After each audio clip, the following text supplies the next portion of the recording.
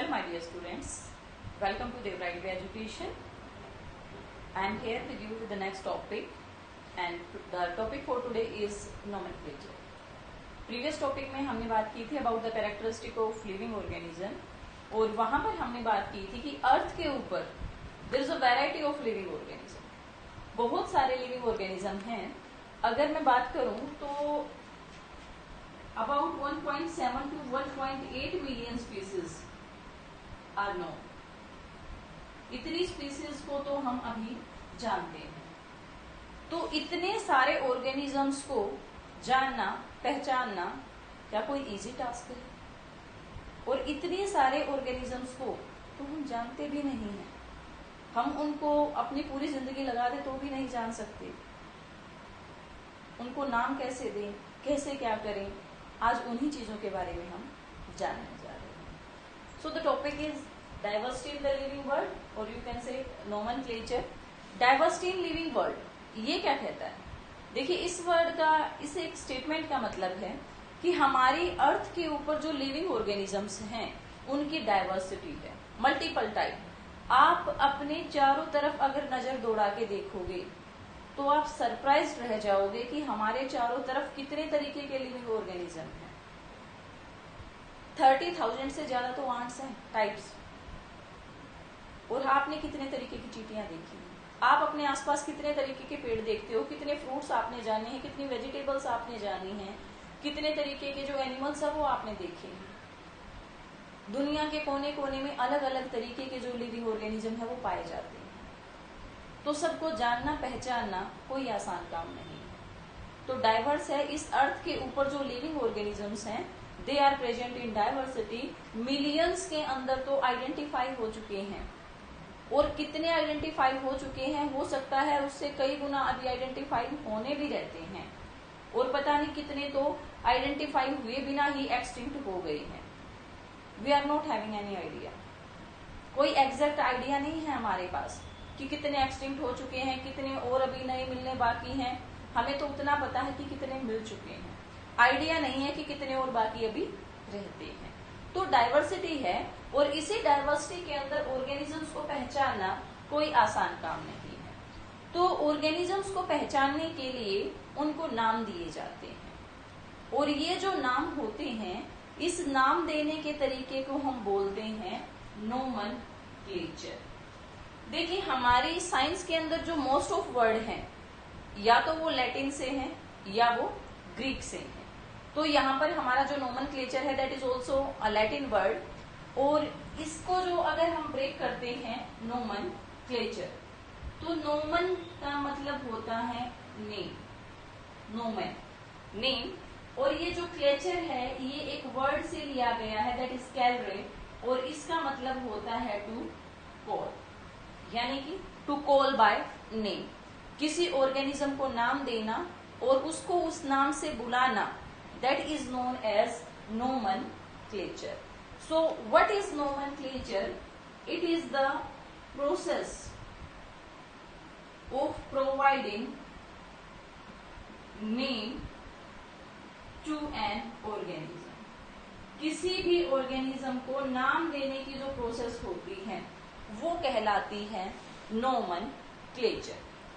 अगर बिल्कुल हम आमतौर पर बात करते हैं तो ऑर्गेनिज्म को दो तरीके के नाम दिए जाते हैं. कॉमनली जो सबसे पहला नाम है that is the common name. पहले हम इसी के बारे में बात करेंगे. और सेकंड जो है वो है हमारा साइंटिफिक नेम. आज इन्हीं दो के बारे में हम बात करने जा रहे हैं. कॉमन नेम क्या है, फायदे हैं, नुकसान है. साइंटिफिक नेम क्या है, उसके फायदे हैं या नुकसान है. Common name. देखो कॉमन नेम क्या होते हैं? The name that are provided to an organism by the natives of a particular area. हम जिस एरिया में रहते हैं वहां पर कोई एक पौधा है, वहां पर कोई एक जानवर है. हमने उसके कैरेक्टरिस्टिक्स के हिसाब से उसको नाम दे दिया. जैसे चिड़िया चिर चिर करती है, उसको चिड़िया नाम दे दिया गया. लेकिन क्या जो चिड़िया है उसको अमेरिका में भी चिड़िया ही बोलते हैं? और हो सकता है हम अपने एरिया में उसको चिड़िया बोलते हैं, अमेरिका तो बहुत दूर है, आपसे 150 किलोमीटर दूर भी उसको चिड़िया ही बोला जाता है. अलग कम्युनिटी के अंदर जाएंगे, क्या उसका यही नाम है? मैंगो को इंडिया में आम बोला जाता है, किसी फॉरेन कंट्री में जाओगे आम ही बोलेंगे। बताइए आप, जितनी हमारे पास लोकल वेजिटेबल्स हैं उनको हम एक अलग नाम देते हैं, आप अपने ही कंट्री के किसी दूसरे स्टेट में चले जाते हो, उनको किसी और नाम से जाना जाता है। तो कॉमन नेम जो कि किसी एरिया के पर्टिकुलर लोग वहां पर पाए जाने वाले ऑर्गेनिज्म को दे देते हैं, तो वो वहां पर रहने वाले लोगों के लिए तो आसान है, लेकिन अगर उसकी ऑथेंटिसिटी अगर हम देखते हैं तो वो नहीं है। हो सकता है वो वहां उस एरिया से जैसे ही हम बाहर निकले उस ऑर्गेनिज्म को उस नाम से कोई जानता ही ना हो, और एक लोकेलिटी के अंदर रहने वाले जो लोग हैं वो कितने ऑर्गेनिज्म को नाम दे सकते हैं? हर कोई ऑर्गेनिज्म हर किसी लोकेलिटी में तो नहीं मिलता ना। हम जिस एरिया के अंदर रहते हैं हो सकता है उसके अंदर केवल 100 स्पीसीज प्लांट की हों, लेकिन क्या पता प्लांट्स की तो कितने 1000 स्पीसीज हैं। अलग अलग एरिया में क्या पता कितनी कितनी स्पीसीज मिलती है। तो common name that are given by the native person, किसी एक कम्युनिटी के अंदर रहने वाले जो लोकल पीपल हैं, जो नेटिव पर्सन है, वो जब किसी ऑर्गेनिज्म को नाम देते हैं तो वो हमारा कहलाता है कॉमन नेम। अब इस कॉमन नेम के एडवांटेजेस क्या क्या हैं? अब एडवांटेजेस तो वहां पर रहने वाले लोगों के लिए हैं। इजी टू प्रोनाउंस, आसानी से बोल देते हैं आम, आसानी से बोल देते हैं नीम, आसानी से बोल देते हैं जामुन, ठीक है, आसानी से बोल देते हैं घोड़ा है, गधा है, भैंस है, आसानी से बोल देते हैं। तो वहां पर रहने वाले लोगों के लिए they are easy to pronounce. जो बच्चा पैदा होता है उसको जन्म से ही सीखने को मिल जाता है, इस पेड़ का ये नाम है, इस जानवर का ये नाम है, तो बाय बर्थ ही बच्चे उसको सीखते चले जाते हैं। उनको वहीं पर कॉमन लैंग्वेज के अंदर नाम दे दिया गया है जो वहां की लोकल लैंग्वेज है।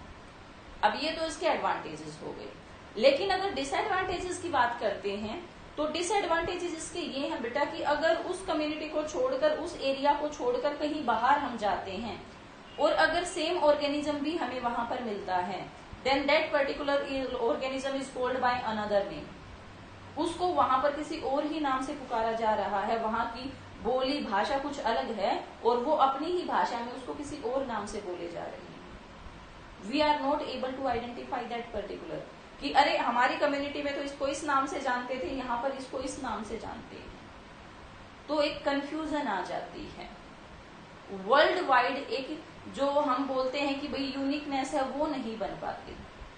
किसी कम्युनिटी के अंदर कुछ नाम, किसी कम्युनिटी के अंदर कुछ जो है वो नाम, और इस तरीके से उन एक पर्टिकुलर जानवर के ही हजारों नाम हो जाते हैं और पहचानना मुश्किल हो जाता है।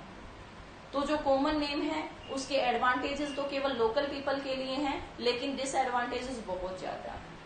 तो इसीलिए क्या जरूरत थी, इसीलिए हर एक ऑर्गेनिज्म के लिए एक ऐसे नाम की जरूरत थी जो कि वर्ल्ड वाइड एक ही रहे, जिसको हर कोई जाने, उसको अगर उस नाम को प्रोनाउंस किया जाए तो हर किसी के माइंड में एक ही इमेज जाए। अगर कॉमन नेम की मैं बात करूं तो हम जो है वो कॉमनली कहते हैं व्हीट। जो यहाँ पर कुछ वर्ड्स होते हैं जैसे मेज है, मेज के लिए जैसे कॉमनवेल्थ जो कंट्रीज होते हैं उनमें मेज को जानते हैं कॉर्न, कि कॉर्न को जो है वो मेज बोलते हैं। लेकिन अगर अमेरिका में मेज बोल दिया जाए तो वहां पर व्हीट बोला जाता है। ऐसे ही बहुत सारे और भी चीजें हैं जिनको किसी कंट्री के अंदर कुछ नाम से जाना जाता है, किसी के अंदर कुछ नाम से जाना जाता है। लेकिन साइंटिफिक नेम क्या है? साइंटिफिक नेम क्या है? साइंटिफिक नेम वो नेम है जो किसी एक ऑर्गेनिज्म को दिया जाता है, वर्ल्ड वाइड उस ऑर्गेनिज्म को उसी नाम से जाना जाता है, और उस नाम का कोई दूसरा ऑर्गेनिज्म अर्थ के ऊपर आपको नहीं मिलता, यानी कि यूनिक है हर एक ऑर्गेनिज्म के लिए। सेम नेम किन्हीं भी टू ऑर्गेनिजम्स को नहीं दिया जाता। ये कुछ कैरेक्टरिस्टिक हैं, और पूरे वर्ल्ड के जो साइंटिस्ट होते हैं उन सब के लिए वो नेम कॉमन होता है। कि अगर कभी साइंटिस्ट काउंसिल होती है, अलग अलग कंट्रीज से साइंटिस्ट हैं, तो वहां पर साइंटिफिक नेम का ही यूज किया जाता है। तो जो साइंटिफिक नेम है वो क्या है और वो नेम किस तरीके से दिए जाते हैं, today we will discuss about that, उसके बारे में बात करते हैं।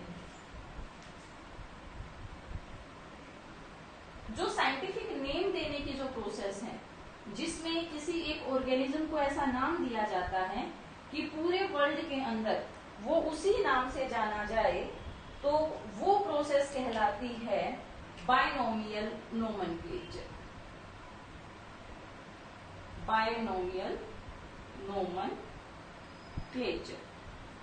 अब देखिए, नोमेनक्लेचर तो मैं आपको ऊपर बता चुकी हूं, नेम टू कॉल, किसी ऑर्गेनिजम्स को नाम से बुलाना। लेकिन कितने नाम से? बायनोमियल, 2 नाम। किसी ऑर्गेनिज्म को कितने नाम देने हैं? 2 नाम देने हैं। The process of giving name to an organism in the form of 2 words. 2 word की फॉर्म में किसी ऑर्गेनिज्म को नाम देने की जो प्रोसेस है, that is known as binomial nomenclature. इसके अंदर एक तो होता है स्पेसिफिक नेम और दूसरा होता है जेनेरिक नेम। हर किसी नाम के अंदर 2 वर्ड होंगे, एक उसकी स्पीसीज का और दूसरा उसके जीनस का। तो यहाँ पर ये हमारा जो बायनोमियल नोमेनक्लेचर है, ये किसने दिया था? It was given by Carl's Linnaeus. Carl's Linnaeus ने ये बायनोमियल नोमेनक्लेचर हमें दिया था, एंड द ईयर वाज 1751।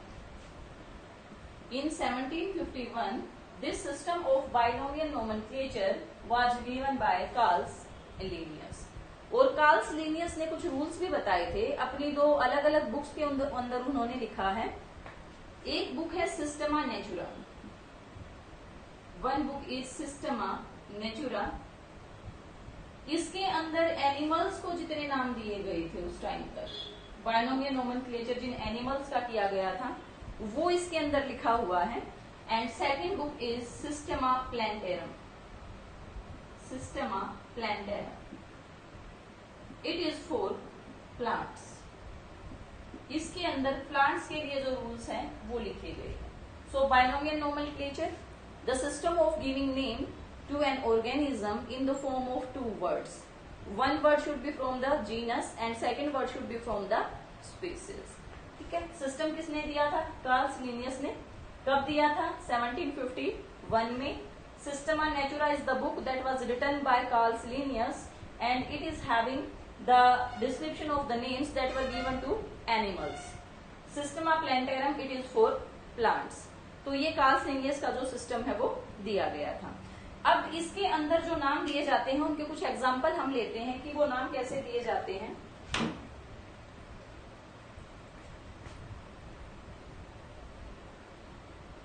कुछ एग्जाम्पल्स हम यहाँ पर देख लेते हैं। जैसे एक है हमारे पास very common, Mangifera indica.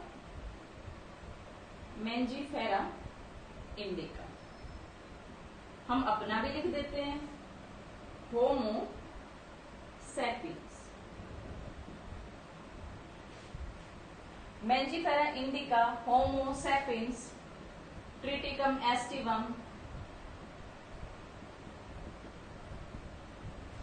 These are few names, कुछ साइंटिफिक नेम है ये।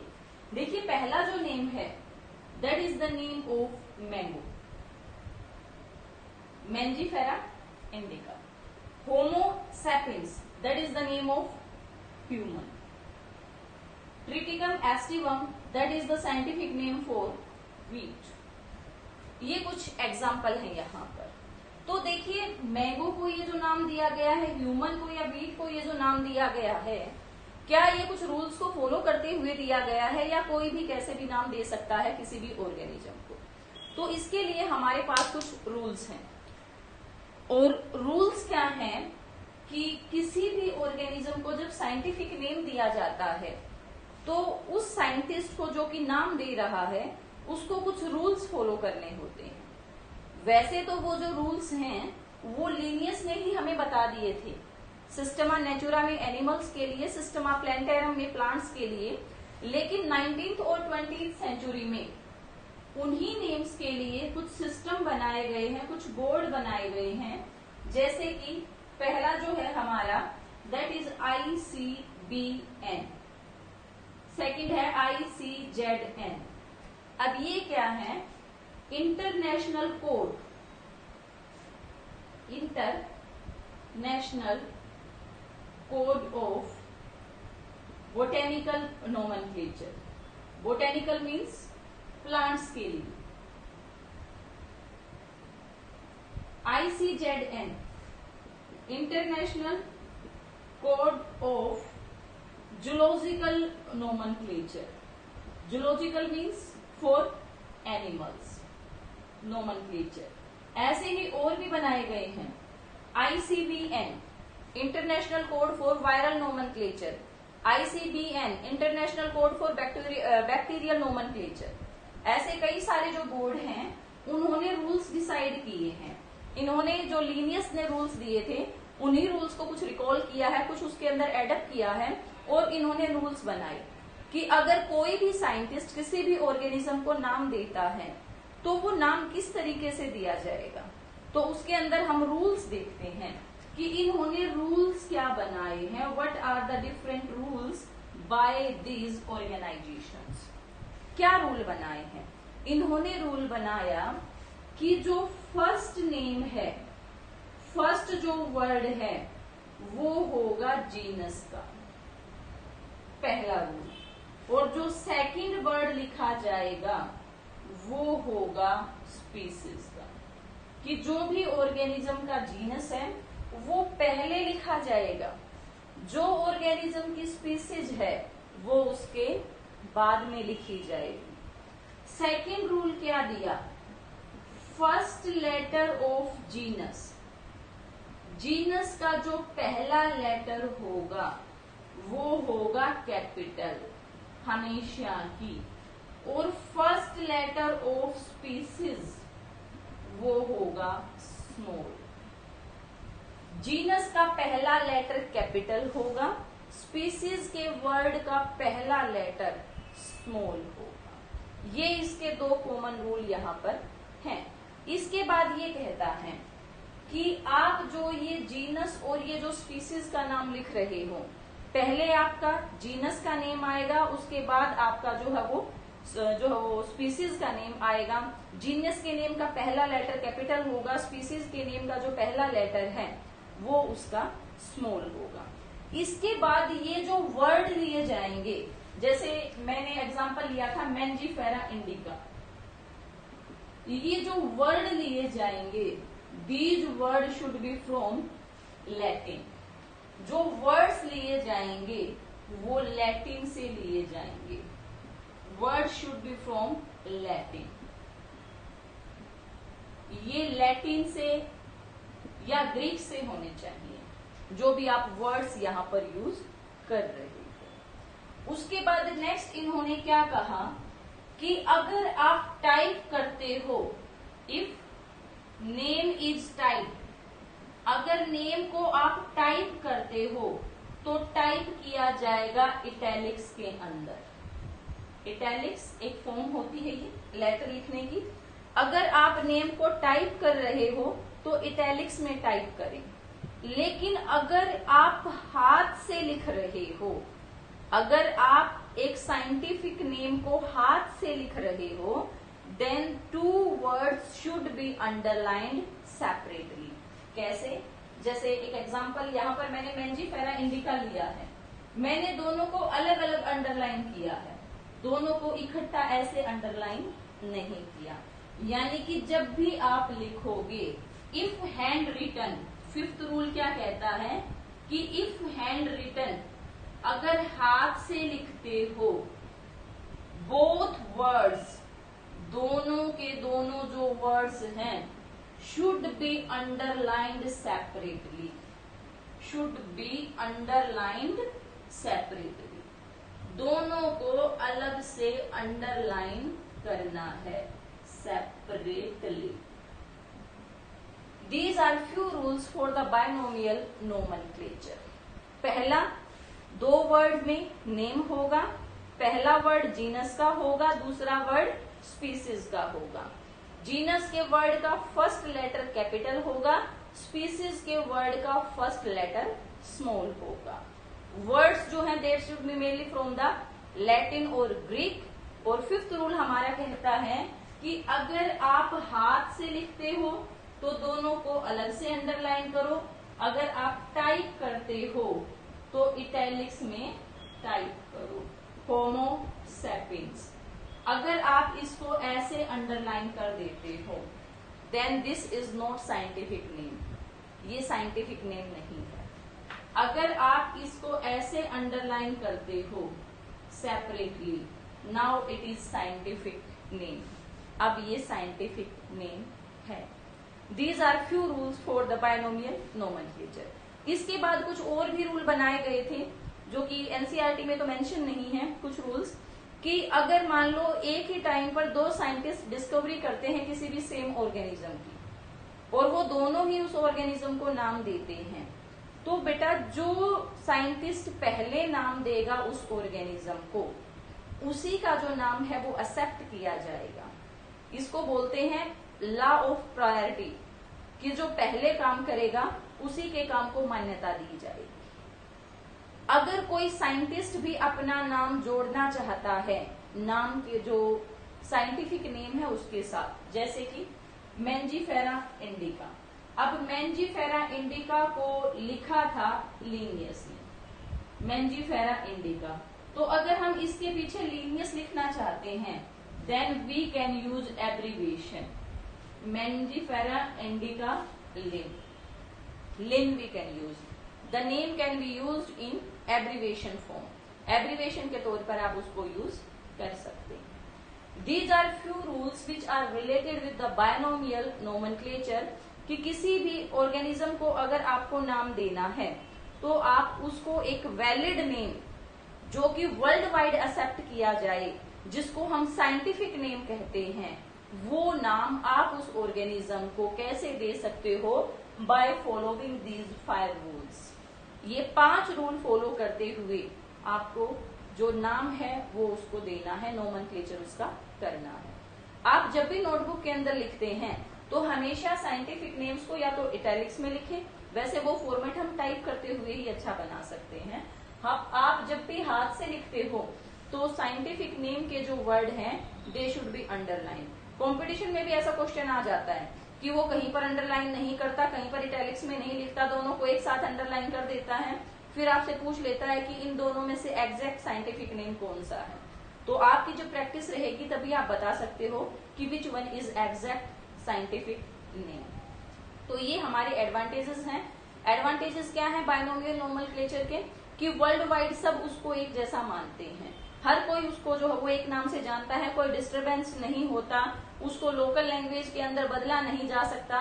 और ये जो जीनस और जो स्पीसीज के नेम जो दिए जाते हैं these are based on the features of the organism, कि उस ऑर्गेनिज्म के अंदर क्या कुछ कैरेक्टरिस्टिक है, कौन से जीनस में उसको रखा जाएगा, वो उसके कैरेक्टरिस्टिक को स्टडी करके ही पता लगाया जाएगा। So this is binomial nomenclature. इसको पढ़ना, if you face any problem then I am here with you, you can say in comments, you will definitely get the solution of your problem. Thank you. Have a nice day.